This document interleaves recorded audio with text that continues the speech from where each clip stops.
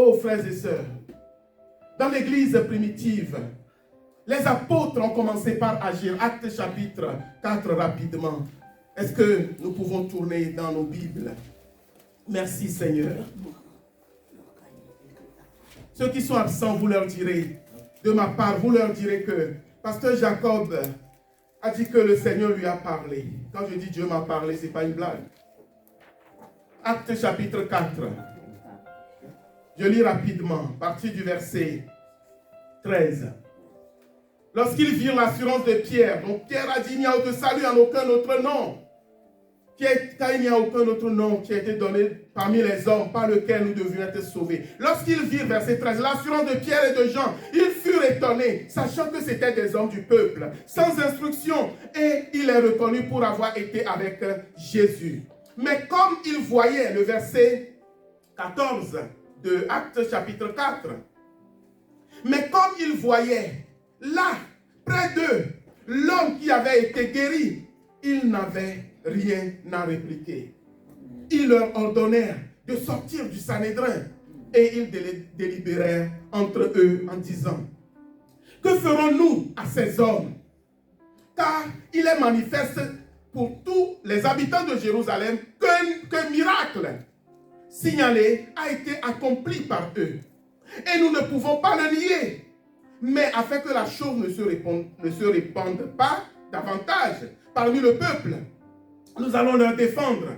Défendons-leur avec menace de parler désormais à quiconque, à qui que ce soit, en ce nom-là, du nom de Jésus. Et les ayant appelés, verset 18, ils ont appelé les apôtres, Pierre et Jean. Ils leur défendirent absolument de parler et d'enseigner au nom de Jésus. Verset 19. Pierre et Jean leur répondirent, jugez s'il est juste devant Dieu de vous obéir plutôt qu'à Dieu. Car nous ne pouvons pas ne pas parler de ce que nous avons vu et entendu. Nous ne pouvons pas ne pas parler de ce que nous avons vu et entendu. Les apôtres étaient remplis de l'Esprit de Dieu. Les apôtres étaient remplis de la puissance du Saint-Esprit. Ils venaient de guérir un homme. Ils venaient d'opérer un miracle. À cause de ça, on les a attrapés. On les a malmenés. Et là, les chefs religieux leur disent, maintenant, on va vous libérer, mais attention, vous ne parlez plus jamais du nom de ce monsieur. Vous n'enseignez plus, vous ne parlez plus de Jésus. Alors Pierre et Jean vont leur dire, mais jugez-en vous-même. Est-ce que nous, on va vous obéir ou on va obéir à Dieu? On va obéir à Dieu.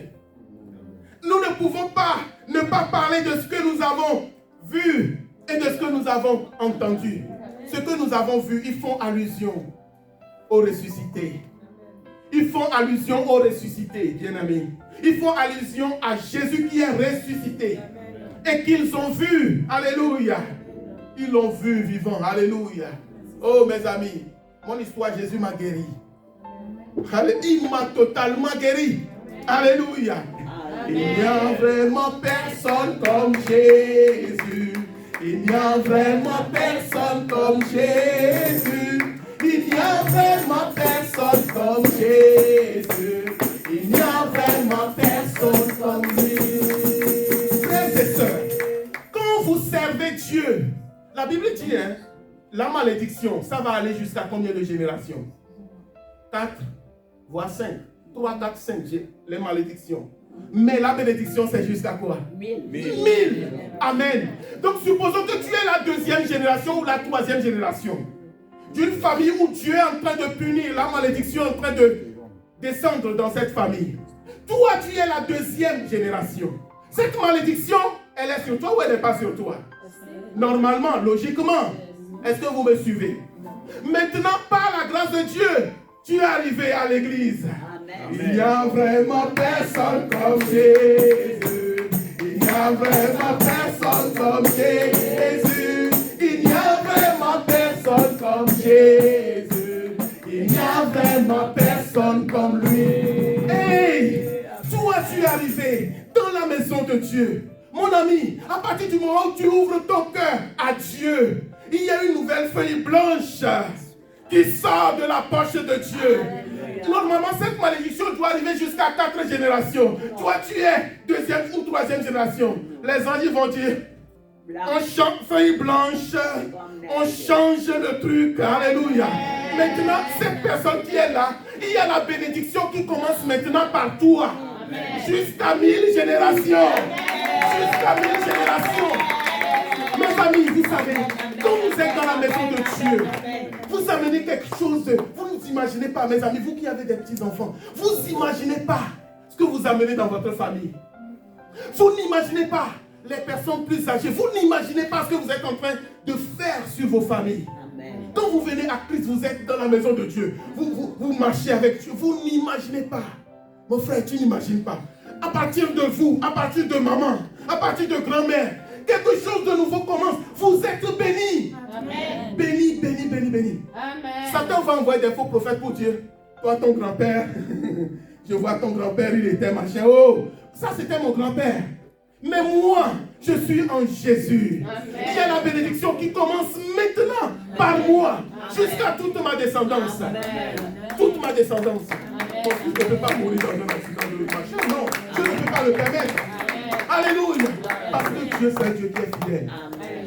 C'est un Dieu qui est fidèle. Amen. Tu es béni. Amen. La bénédiction part. Elle se diffuse dans la famille. Amen. Amen.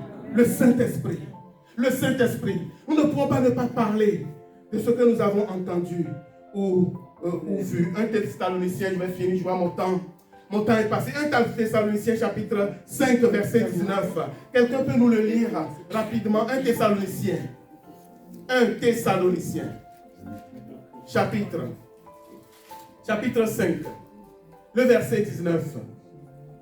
Alléluia. Oh, 17. Il dit verset 16. 1 Thessaloniciens 5, 16. C'est un tout. Hein? Il dit soyez toujours joyeux. Priez sans cesse. Rendez grâce en toutes choses. Car c'est à votre égard la volonté de Dieu en Jésus-Christ. Verset 19.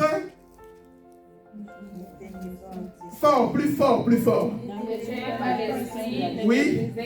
Ne méprisez pas les prophéties, mais examinez toutes choses. Retenez ce qui est bon. Abstenez-vous de toute espèce de mal. Ça veut dire que même si quelqu'un donne une prophétie, qu'est-ce qu'il faut faire? Examiner. Alléluia. Examinez toutes choses. Mais le verset 19 dit, n'éteignez pas l'esprit. On peut fermer la bouche au Saint-Esprit. Le Saint-Esprit peut venir conduire l'église. On peut lui bloquer la bouche. Le Saint-Esprit peut venir vouloir diriger l'église. On peut lui fermer la bouche. Le Saint-Esprit peut vouloir commencer quelque chose de nouveau dans l'équipe de louange. On peut lui bloquer la bouche. Le Saint-Esprit peut vouloir commencer quelque chose au niveau de la prédication. On peut lui bloquer la bouche. Le Saint-Esprit peut vouloir commencer quelque chose au niveau de la prière, de vos cellules et de vos intercessions. Vous pouvez lui bloquer la bouche. Mais la Bible dit que n'éteignez pas le Saint-Esprit. Ne l'éteignez pas, ne l'empêchez pas d'agir. Alléluia. Et dans Ésaïe chapitre 11, c'est un esprit de sagesse. C'est un esprit de conseil. C'est un esprit de force. C'est un esprit de connaissance.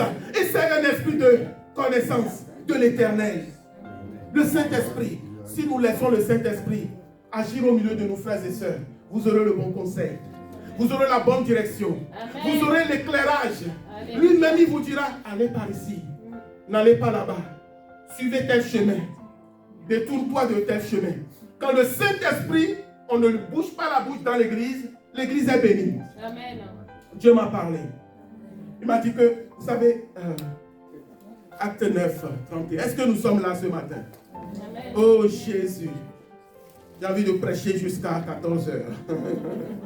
Acte 9, 31. Merci Jésus. Est-ce que vous l'avez? 9, 31. La Bible dit,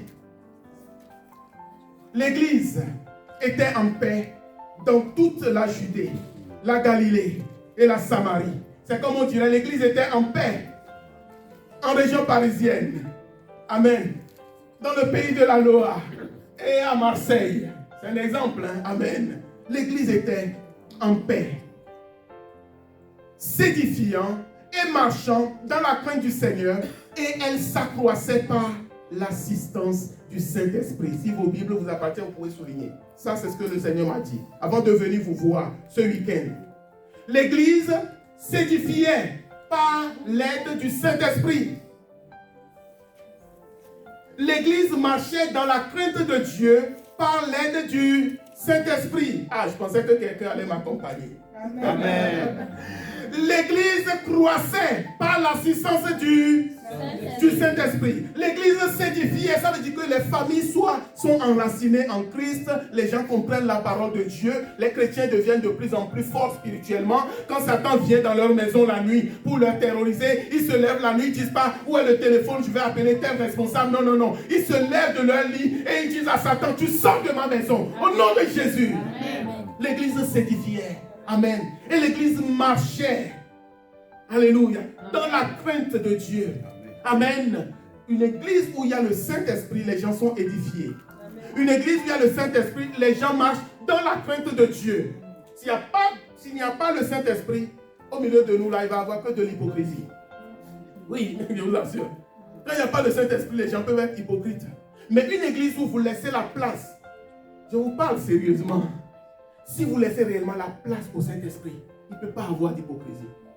Celui qui va jouer l'hypocrisie, le Saint-Esprit va le toucher. Amen. Il ne peut pas avoir de mensonge. Alléluia. Celui qui ment, le Saint-Esprit dit, hey, là, il ne faut pas mentir. Dis la vérité. Marche dans la lumière. Une église où il y a le Saint-Esprit, l'éclairage de la lumière de Dieu est là. Amen. Et c'est ce que l'église primitive avait. Acte 5, Ananias et Saphira, vous connaissez ces histoires. Amen. J'aime pas beaucoup prendre les deux là parce que c'est une histoire qui fait quand même un peu peur. Amen. Je ne suis pas là pour vous faire peur. Mais pour dire que là où il y a la lumière du Saint-Esprit, il y a la vérité en fait. Amen. L'église marche dans la crainte de Dieu. Amen. Dans l'amour fraternel. Et je vais être un peu redondant. J'insiste encore. Cette église est née sur le fondement de l'amour. Oh, merci, ma soeur. Je disais que cette église est née sur le fondement de l'amour. Amen. Et je vous assure, c'est plus sûr que le micro que j'ai en main. Elle est née sur le fondement de l'amour. Elle est née sur le fondement de que les cœurs soient restaurés. Il faut que les gens soient heureux et bien. Il faut que les gens grandissent avec le Seigneur. Il faut que nous puissions nous serrer les coudes les uns les autres. Et nous sommes heureux de voir, tous les témoignages sont là. On dit, oh, tel a perdu un proche. On voit comment vous vous mobilisez. On dit que, oh, tel a eu un souci de maladie. On voit comment vous êtes mobilisés. Et ça, vous ne pouvez pas imaginer la joie que cela fait au ciel. Amen. Vous ne pouvez pas imaginer la joie que cela fait au ciel. Amen. Amen. Et enfin, l'église croissait par l'assistance du Saint-Esprit. Dieu m'a dit que l'église va croître ici, dans cette ville, par l'aide du Saint-Esprit. Et il dit, pour cette raison, ne fermez pas la bouche au Saint-Esprit. Amen. Amen. Vous méditerez chez vous, il est midi. Vous méditerez chez vous, Luc. Notez le Luc 13. Dans Luc 13, on a dit aux apôtres, vous arrêtez ça.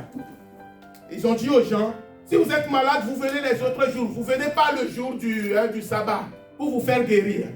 Parce que ça ne fait pas très très classe, quoi. Est-ce que vous suivez? Si vous êtes malade, venez d'autres jours, mais ne venez pas le grand jour où tous les grands prêtres sont devant. Non, ça fait un peu désordre. Venez les autres jours. Il y a 6 jours pour travailler. Vous méditez chez vous. Luc 13, 10 à 17. Alléluia. Mais nous ne voulons pas être de ceux-là.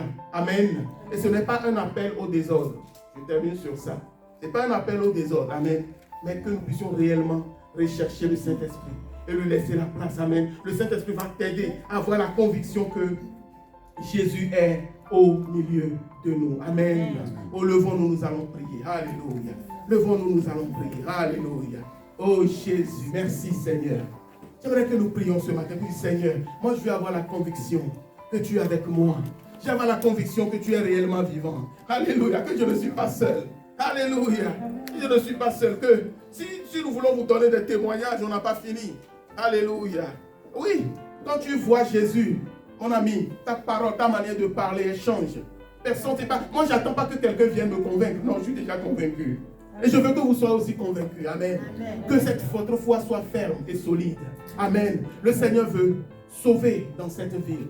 Cette église va grandir. Nous avons jusqu'à la fin de l'année pour remplir ce lieu. Dieu nous a dit que affermissement et élargissement. 2026, par la grâce de Dieu, on va sortir d'ici. Moi, je ne sais pas comment. Hein. Je ne sais pas comment. Je ne suis pas sincère. Mais je le crois. À condition que nous fassions confiance au Saint-Esprit. Je dis à condition que nous fassions confiance au Saint-Esprit. Ne regardez pas à personne. Hein. Ne comptez pas sur personne, mes amis. Ne comptez sur personne. Quand vous priez du Seigneur, nous comptons sur toi. C'est toi seul qui peux nous amener là où tu veux nous amener. C'est toi seul. Prions le Seigneur. Jésus, je veux avoir la conviction. Je veux être, oh Seigneur, rassuré. Rassuré, avoir la conviction que tu es vivant. Aide-moi. Aide-nous, Seigneur. Aide-nous par ton esprit. Donne-nous la grâce, Seigneur. Toute l'église, toutes les familles, Seigneur. Ceux qui sont dans des situations difficiles, donne-leur la foi que tu es avec eux, Seigneur. Et aide-nous en tant qu'église à marcher dans la foi. À marcher, Seigneur, dans la foi. Croire que tu es réellement, Seigneur, au milieu de nous. Merci pour la croissance de cette église. Parce que c'est toi qui vas faire croître cette œuvre. Ce n'est pas nous, Seigneur. Oh Seigneur, merci pour l'esprit, Seigneur, de sagesse, l'esprit de conseil, Seigneur, l'esprit de force, l'esprit de crainte de l'Éternel, Seigneur. Que tu répands sur cette œuvre. Bénis mes frères et sœurs, bénis tous les responsables. Seigneur, bénis tous ceux qui travaillent chaque jour pour faire avancer cette œuvre. Et que toute la gloire soit à toi au nom de Jésus. Amen. Soyez bénis.